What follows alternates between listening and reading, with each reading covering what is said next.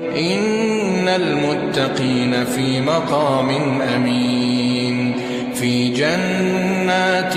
وعيون يلبسون من سندس واستبرق متقابلين كذلك وزوجناهم بحور عين يدعون فيها بكل فاكهة آمنين لا يذوقون فيها الموت إلا الموتة الأولى ووقاهم عذاب الجحيم فضلا من ربك